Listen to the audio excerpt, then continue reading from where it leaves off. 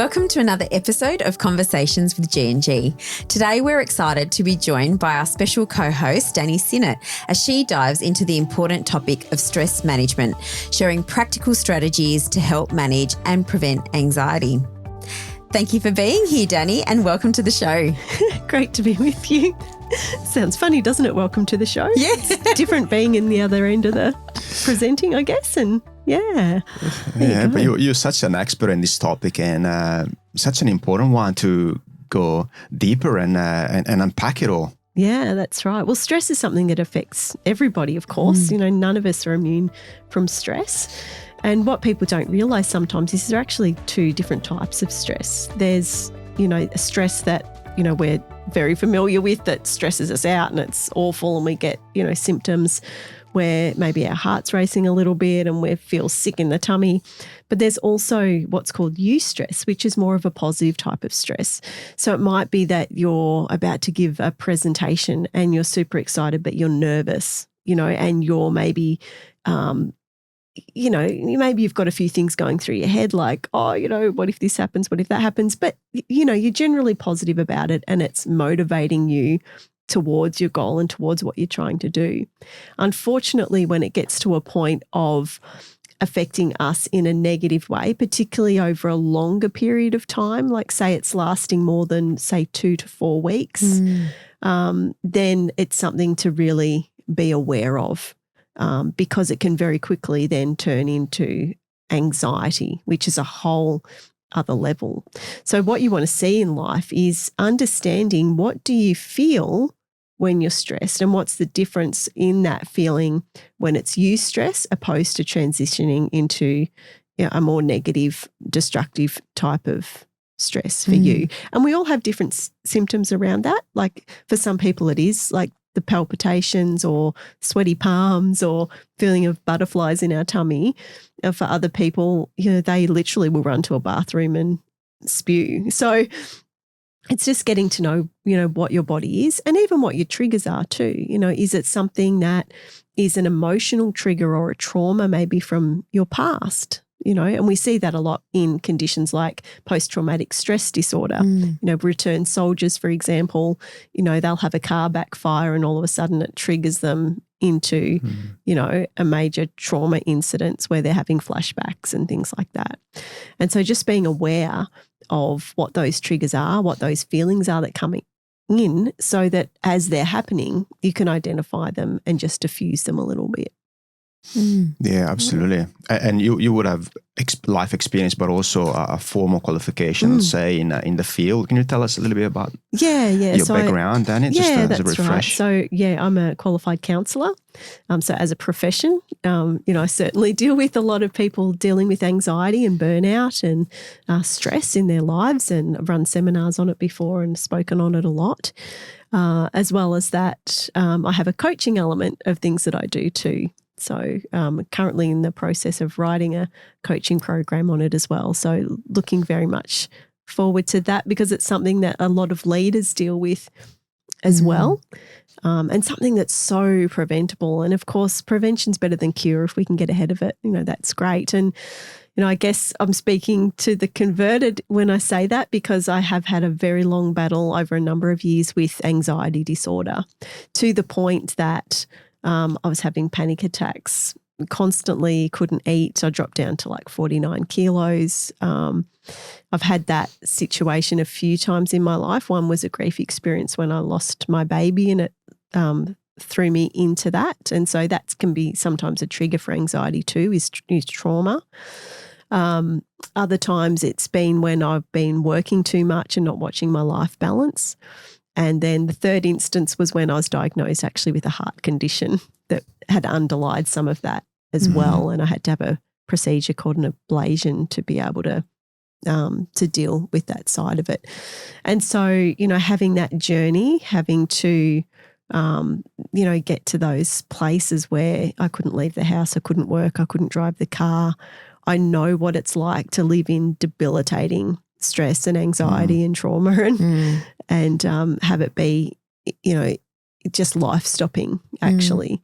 But that's the hope in, isn't it? Here I am today being able to talk about it and help others through it and, have not had any anxiety now for, probably 2 or 3 years, because of learning all about it, learning the things that we need to do to not just prevent but also to manage or to come back from. And so, I think I'm really blessed to be in that unique position to not only have the head knowledge and the qualifications around it, but also that personal experience, as a hope for others that, you don't have to stay in that place, and it is possible to get your strength back, to come back and then, even help others up. Wonderful. Yeah. So anxiety and stress, what's the difference between them? And they're obviously linked. Yeah. In some instances as well. So how would you define or differentiate them? Yeah, absolutely. Well, I think with anxiety, there's always stress present because that's what it leads to. Anxiety really is more when it's affecting your life to a place where you can't live it normally. Okay, so when it's stopping you from living everyday life, when it's affecting your ability to work or think or be in relationship, all of those things constitute more of an anxiety. And typically it would involve things like panic attacks. And so if you've ever experienced a panic attack, you know how scary it can be. You literally can feel like you're dying. Typically heart racing, palms sweating, not able to think. And typically when people are in an anxiety state, they fit into one of 4 categories. So fight or freeze, or fawn is the other one that we don't hear about so often. So freezing is where you're just basically frozen. You can't think, you can't sometimes move.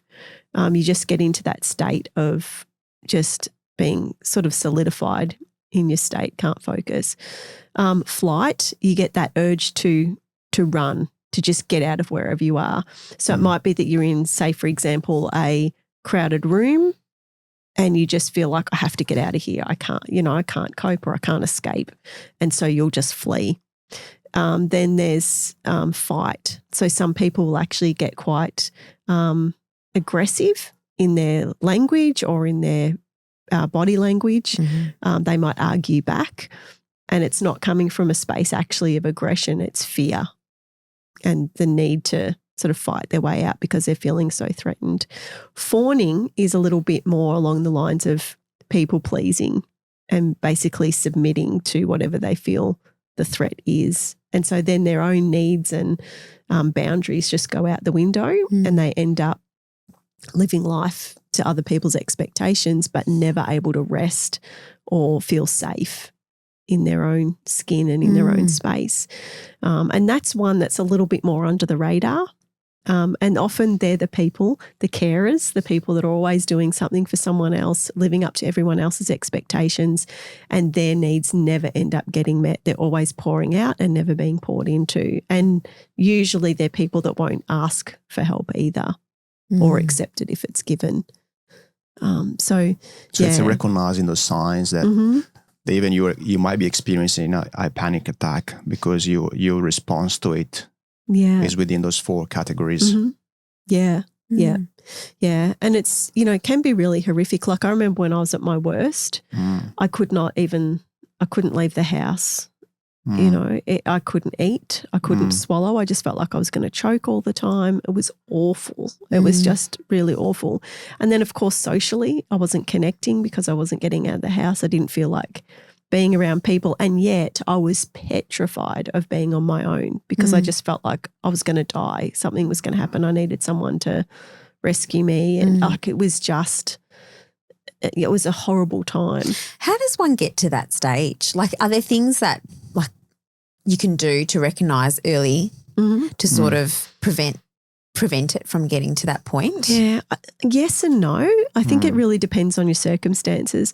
For me, because I'd had such an unexpected shock and sudden grief experience, I didn't have time to do that. And I think for me, I'd never had somebody super close to me die, let alone a child. And so that whole concept of death just was very consuming for me, and trying to make sense of it. All of a sudden, I guess, dealing with the thought of mortality and, if it can happen to my son and I can't control it, it was that real sense of, and that's really essentially what anxiety is. It's that feeling of being out of control or not having control. Yeah. It's one of the basic needs of human beings, right? Having, it's a need. Yeah. And yet there are certain things that we actually just need to surrender. Yeah. Whether that be, in my case, as a Christian to God or in a higher power, but also just admitting, what you can and can't control. Like there's a fantastic book that's out and just been released recently by Mel Robbins called The Let Them Theory, talking about, letting people do what they need to do. And then the second part of that is let me, which means to then take responsibility for what I can do, what is my responsibility, and how I'm choosing to respond to what I can't control. And so all of those concepts are super important in stress management and, anxiety. Yeah. And, it's when you're at that rock bottom though, or when you're in that cycle, that it can be really difficult, because what often happens is when somebody gets to that place where they're in an anxiety cycle, because of the thoughts that you have at that time, and often the biggest preventer, if you're wanting to get ahead of it, is when you start to have those what if feelings. What if someone dies? What if I don't get the promotion? What if, the disaster you automatically happens? almost think the negative outcomes. Yeah. Right? Yeah. And we never switch that to so what? Yeah. Yeah, true. Or thinking it through. Well, so what if the promotion doesn't happen? What's the worst possible outcome that can happen? And then once you write it down, you realize that, well, it's not so bad at the end of the day. Yeah. You can get on with it. That's it. And it's about flipping the script. So what if in the negative would be, what if I didn't get the promotion, or what if I get, made redundant, or whatever the situation is. When you flip that to a so what, and then, but what if that leads to your dream job? Yeah. What if that then means that you can go back and study what so it's all about, that's all about mindset. So don't focus on just the negative. That's right. And then you have situations like when I lost a baby. Well, I couldn't bring him back. I couldn't control it. I couldn't do that. And then I found myself in that space because at that point I didn't have the mentoring or the skills or even the level, I guess, in my faith journey to deal with that. And so I ended up having some psychology. And what the psychologist had shared with me, around a number of things, but one thing that was really valuable around the agoraphobia that I was experiencing, not being able to leave the house or drive the car or go to work, was that he explained that life was like the whole world being in a box. And that if you, have a situation where something happens and you have a panic attack, like maybe you're driving the car and you have a panic attack. So then all of a sudden you stop driving the car, so your world gets a little smaller. And then, you step outside and you get stung by a bee, and so then you no longer go outside. And so then your world gets a little bit smaller because you can find to the house, and then something happens and you stay in your room, vice versa. And your world just gets smaller, and it's like the boxes, a bit like those Russian dolls that have got a doll inside of a doll inside of a doll. It gets smaller and smaller, and then it gets smaller and smaller. You're completely stuck. Yeah, absolutely. And so how do you get out? Well, you've got to push the boxes back out. And the reality is it's a little bit like, you guys have got little kids, you might have heard of the book Going on a Bear Hunt. Going on a bear hunt, going to catch a big one, can't go over it, can't go under it, got to go through it. Yeah. And so, and a very well-known author, Christopher Lawton, put it this way, and he said, you cannot conquer what you refuse to confront. And so, you have to go through it. You have to confront it. You have to be brave enough to do that. And just the little steps, just the baby steps in pushing the way out. And I remember specifically for me being in bed and not being able to get out of bed, and my whole 3 goals for the day were to get out of bed, take a shower, and eat something. And then I added another one, which was to go and get the letters out of the letterbox. Now, how ridiculous does that sound for an everyday person? But that's how severe it had become. Yeah. Wow. And then eventually I could walk with my husband to the end of the street, and then I could go around the block. And then I, and slowly. It was just that slowly, gently, days where I felt like I couldn't. Yeah. and a whole process around that. But what happens is when your nervous system is so sensitized, you've not only got those thoughts going on, but those thoughts are a chemical process in your brain. And so by changing your thoughts, you can actually change the way your body responds. Because when you're stressed, all of the thought processes and the brain activities in the middle of the brain, but when you're thinking and you're rational and you're making decisions, the activity goes to the frontal lobe in your brain. And so in effect, you can't be, for example, thinking and problem solving and or if you have faith, worshipping and fearing at the same time. Yeah, you can only hold one thought at a time. Yeah, so if you can keep yourself, what we know in common terms as in a meditative state or in a thinking state, you're keeping the thoughts there. You can sort of combat that. And so because of that, those chemical reactions like adrenaline, that we heard about, we know that the cortisol and everything that happens with our bodies, which make our hearts start to beat faster when we're afraid, which causes us to, sweat or to have that feeling of needing to run.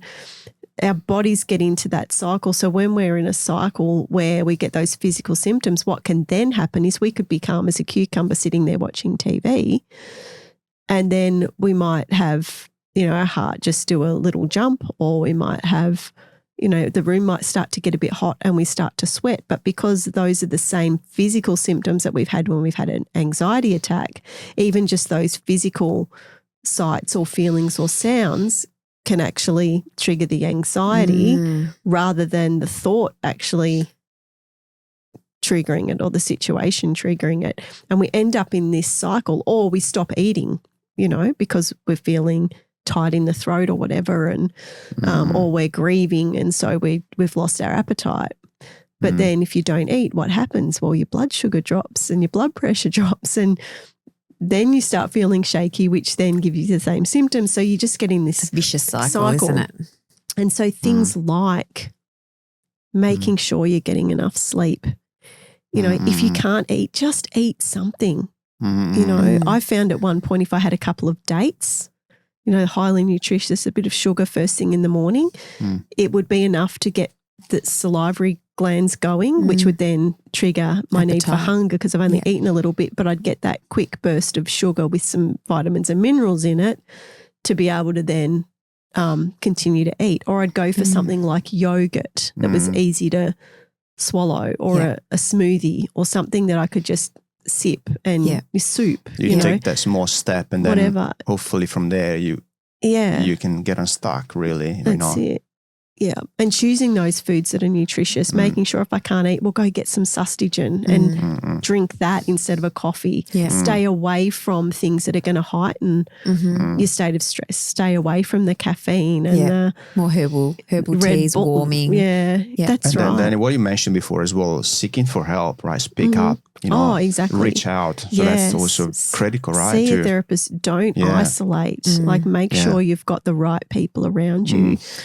And I think what you were saying before about the small goals, I think that's important because they need to be achievable. There's no point putting something in place that you're not going to get there, and it's going to be too hard. So something small like going to collect the mail every day, or going outside 3 times a day. Yeah. Then you want to build up that momentum, the successful cycle, hopefully upwards. Yeah. Starting small goals, and then you build it up from there. Yeah. That's right. And, if you're in a really full-on state of anxiety or burnout, when you don't have the energy to do anything, sometimes, Gio, those bigger goals and that meaning and purpose becomes like there's nothing on the horizon because you can't even, you're in survival mode, literally. Like you can't see the big vision or the purpose, or you feel like your life's over and you're never going to get it back, which is such a lie, but it can be that way. But allowing yourself to actually have some joy is super important. And one of the first things I'll ask a client when I'm in a session is, what do you do to have fun? And do you know what? Most people, they're on the spot and they can't even think about it because they're too busy, they're too stressed, they're too whatever. And that's the first sign to me that they're in, they're in trouble. Because if you're not doing stuff for yourself and you've got no sense of joy, you're certainly not going to have purpose or dreams or vision. It's such a key. So if you don't have joy, you can just about guarantee that your strength mentally, physically, emotionally is being compromised. That's really important. And, simple ways to get that back too. It's garbage in, garbage out. I mean, what kind of music are you listening to? Is it depressive doof stuff? And, what are you watching on TV? You're sitting there watching murder and, all that tough stuff. And now I'm not telling people what to watch or not watch, but what I'm saying is what your five senses, touch, taste, smell, what you're hearing, that's your body's absorbing all that energy. Straight into your nervous system, like literally straight into your nervous system. So if you're out in nature and you're going sitting by the beach or you've got calming music on or you're all of a watching sudden it makes something, you feel much better. Chuck a comedy on. Get on and watch some funny stuff and send it to other people and get outside of yourself. Like even if you're feeling like that, what's something positive that you can do for somebody else that's struggling? Can you send them some flowers? Do you just send a note of appreciation to someone? Or do you check in with them and see how their day's doing? Because then you've got some meaning and purpose, even if it's small. You're making a positive impact and a positive difference, even if your own world is not there at the moment. There are so many ways. What are some of the dreams that you buried and never fulfilled that you'd still love to do? What's your bucket list? Make a list of 10 things that you would love to do in your lifetime. So those strategies to help you, get unstuck, literally, right? It's just that trigger to just shake it up and see if you can have a little bit of hope and something to look forward to. Yeah. And then you build it up. Sleep, Geo, and rest, huge. Most people that are depressed are night owls because the serotonin production is best between about 8 and midnight. Every night. And so those people that don't go to bed till midnight, they're missing that. They're sleeping the day away. Their circadian rhythm is out. Just checking even with the doctor, making sure you don't, like I did and, had misdiagnosed for many, many years. I had a heart condition where there's an electrical issue with my heart that was fixed with an operation that was a day procedure. Like, so easy. Yeah, so quick, so easy. No medication. I didn't have to worry. But there was like, there's other things, I guess, involved in that too of looking at, are you low in vitamin D? Because vitamin D is a precursor to serotonin, which is the good chemical of your brain that helps you to feel happy, but it also helps the synapses in your brain to send messages to one another. So it helps you to, think more clearly, to get your rest, to do all of those things. So many strategies, eh? And we've had Dr. Danya on a few times, and she's talked about diet and the gut and then how that all helps with mood and how that's all linked as well. So things like eating seasonally, making sure you digest properly and chew and all of those types of things as well. So that's probably another good episode to watch because that also can help make sure that people are on the right track and if they are, getting anxiety or other issues, sometimes those little things can help. Yeah, exactly. And I think going to your doctor is a really great one because if you're in that situation where you're very stressed or you're anxious, that can eventually lead to cardiovascular events like, heart attacks or cancer and all of those things. Or maybe the long-term consequences. Yeah. And sometimes it's as easy as dealing with a deficiency in your body like iron or vitamin D. Sometimes it might be that you're a bit pre-diabetic. Are you exercising? So I would say there's even lifestyle things that you need to be making sure you're taking care of when you're stressed. Like, yes, the laughter and the fun and the connection, super important, don't isolate. But are you getting enough sunshine and fresh air and exercise? Well, you can go for a walk and take care of all three. Yeah, and you only need to do that for 20 minutes a day. And go sit out in the sun. Yeah. Your GP is such an important source of information, and I guess where it all starts, really. And something that I learned recently, I haven't thought of that. Make sure you book a double appointment when you go see your GP. Yep, that's double right. appointment, so you really get the time to just sit down and explore all the possible avenues to get you back on track. Yeah, exactly. Single appointments go so quick. And then they might not have time to go deeper and really understand, the root cause of anxiety or whatever the issue you're facing. Yeah. And that's a really good point, Gio. And that's something that I found too. When I went to my doctor, we booked a double appointment and I had a mental health assessment because you can get your 10 free appointments with a psychologist, which is great and a good step to be able to do. Unfortunately, in my experience, so what happened with that was, because I didn't know better at the time and to go further, and because of their own constraints, is typically they will do that, and that's great because you get into a psychologist and you can have those conversations. And if you're needing medication, and some people do, nothing wrong with that at all, that can be a helpful step too. But if you're not actually dealing with the problem, you're just dealing with the emotional side of it, you're dealing with the physical symptoms with medication. But if you're still staying up all night, you're still eating rubbish, you're still, not exercising, and you're not supporting your body to deal with that stress, if you're not doing conscious acts towards meaning and purpose, and you're not doing that holistic stuff, then those things are not going to get you very far at all. It really does have to be a whole issue that has to be holistic, dealt properly, holistically. Yeah. Yeah. And the person needs to have ownership and want to improve. They can't just expect a quick 100%. Fix with other things. It needs to be within Understanding them. that ultimately you're responsible, right? To make those steps for yourself and implementing the plan. Absolutely. Yeah. And you have to want to. Yeah. And it is hard work. Yeah. And, you get into that space a lot quicker than you get out of it. But you can. And if you want to, you will, and with the right support around you. I think the other thing with that is to remembering that a healthcare professional, whether it be a doctor or a psychologist or a counsellor, can only work with the information that you give them and the effort that you put in. Yeah. That's right. So something I'll often say to clients is, I don't have a magic wand. Do you know what I'm saying? I can't just fix it for you. I can help you to find tools. I can be here to listen. I can help you, coaching space, work out a strategy and do all of those things.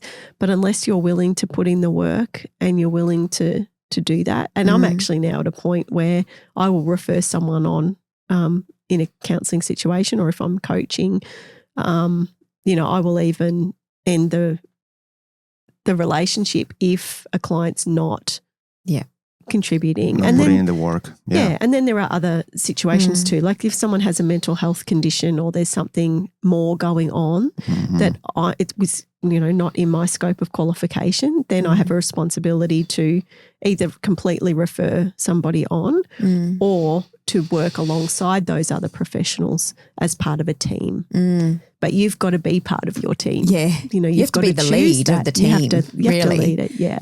Ultimately, you're the captain of your own destiny, right? So you got to be able to drive that ship and and sail it through. Yeah, exactly right. Yeah, absolutely. Another brilliant session, Danni. I love hearing about your experience and all your knowledge around the topic. I think it's really valuable for all of the listeners here to get that. So thank you very much. Absolutely. Glad to have been of help. And if you're needing any support, please reach out. Such a pleasure. Thank you. Thank you. Thanks for tuning in to this episode of Conversations with G&G. We hope today's chat offered some fresh insight and support for your caregiving journey. If you're looking for more tools, strategies, or just a bit of encouragement, head over to our website. You'll find resources to guide you every step of the way. Whether you've just started out as a caregiver or you've been caring for a loved one for years, there's something there for you. Don't forget to subscribe, share this episode with someone who needs it, and join us next month for another real, honest conversation.